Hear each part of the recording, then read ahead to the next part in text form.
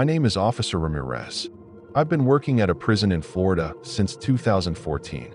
The job isn't easy, but after a few years I got used to the rhythm, long shifts, difficult inmates, and long nights filled with screaming, slamming cell doors, and the damp, musty smell typical of prisons. Out of the hundreds of inmates I've dealt with, none unnerved me like Victor. Victor was serving a life sentence without parole for first-degree murder. He had brutally killed his ex-wife and her lover back in 2009. By the time I met him in 2017, Victor had already been in prison for almost 8 years. He was around 46, tall and muscular, with dark skin, a shaved head, and an eerily calm demeanor. Victor never caused any trouble. But he had one very strange habit. He could predict exactly when violence would break out inside the prison. The first time I noticed it was one afternoon in March. Victor called me over to his cell and said, "Officer Ramirez, next Wednesday there's going to be a fight in 3B. Someone's getting stabbed in the stomach." And just as he said, the fight happened exactly as predicted. After that, I started paying close attention to him. Victor continued to predict more incidents, and he was never wrong. Then came one morning in June 2017. Victor looked me dead in the eyes and said, "Officer Ramirez, on the 18th of next month, you're going to almost die. Watch out for inmate number 472 in an orange jumpsuit. He's going to stab you in the neck with a homemade shank."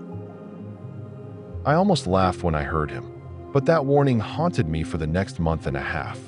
On the 18th of the following month, while I was patrolling the third-floor hallway, inmate number 472 suddenly charged out of a dark corner and stabbed me with a homemade shank.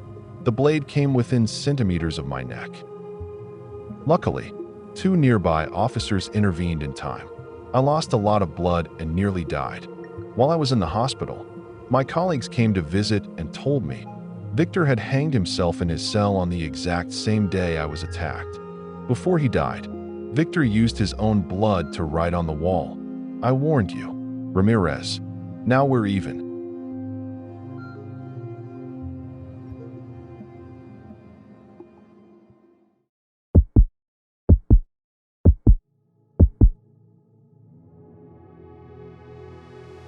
My name is Sophia.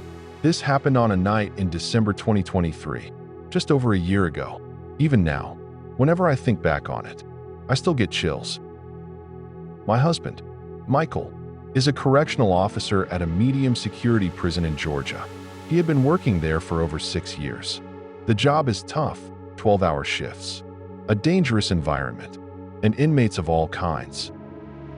That night was a Friday. It was cold and drizzling. Michael left for his night shift at 7 p.m. Before leaving, he kissed me on the forehead and joked as usual, "Lock the doors properly. Don't let any ghosts in." I watched a movie and went to bed around 10:45 p.m.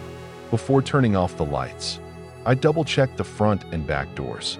At 2:07 a.m., my phone rang. I woke up startled. The screen showed Michael.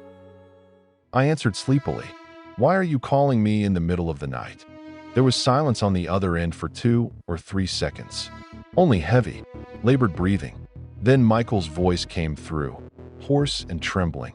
"Sophia, listen to me. Don't come home. It's inside the house." My heart nearly stopped. I sat up immediately. "What are you talking about? Michael, where are you? Are you okay?" He stayed silent for a moment, then continued in a rushed whisper, "It's inside the house. Don't come home. Stay where you are. Don't come back home." Then the call suddenly ended. I immediately called back. Michael answered after 2 rings. This time his voice was completely normal. "Sophia, why are you calling me in the middle of the night?" I stammered. "You just called me less than a minute ago. You said not to come home, that something was inside our house." Michael was silent for a few seconds. Then his voice turned serious. "Sophia, I didn't call you. I'm at the prison, over 40 minutes away." That's when I realized the front door of our house was wide open. I whispered, "Michael, the front door is open. Someone's inside the house." Michael yelled, "Get out of the house right now. Run outside." I'm calling the police. I ran to my car, locked the doors, and sat there shaking as I waited for the police. While waiting, I opened the Ring camera app. The living room camera had recorded footage at 1:47 a.m. A man wearing an orange prison jumpsuit was standing in our living room.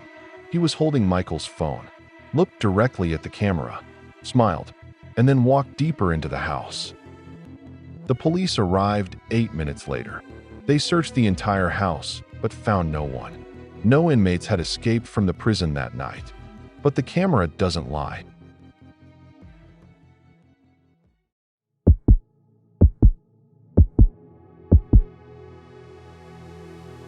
My name is Diego.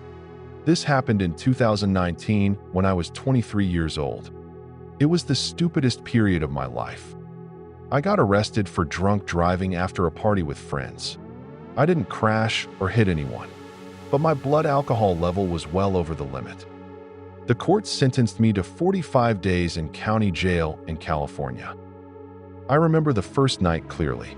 After fingerprints, mugshots, showering, and being issued an orange jumpsuit, I was led to a small cell with 2 bunk beds. Someone was already sitting on the top bunk. It was Marcus.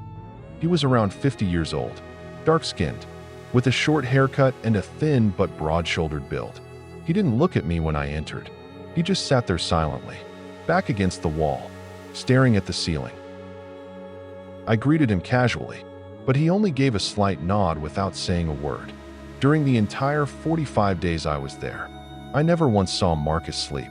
Whether it was 2 a.m., 4 a.m., or 6 a.m., whenever I woke up in the middle of the night, he was always sitting or lying on his back, eyes wide open, staring at the ceiling. He barely blinked. One night, unable to sleep, I whispered, "Don't you sleep?" Marcus stayed silent for a long time before answering in a raspy voice, "If I sleep, how will I know when they come?" I felt a chill run down my spine. I asked what he meant. Marcus began speaking in a low, quiet voice. Every night after lights out, there were men in old correctional officer uniforms, the style from the 80s, walking up and down the hallway. They didn't speak. They just stopped in front of certain cells, leaned down, and looked through the door slits.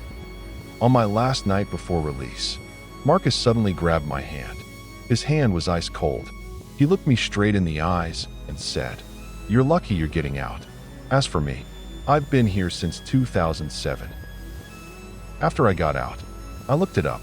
There was no inmate named Marcus in that jail since 2007. The man I shared a cell with for 45 days was Marcus Reeves. He had hanged himself in that exact same cell 3 years before I was arrested.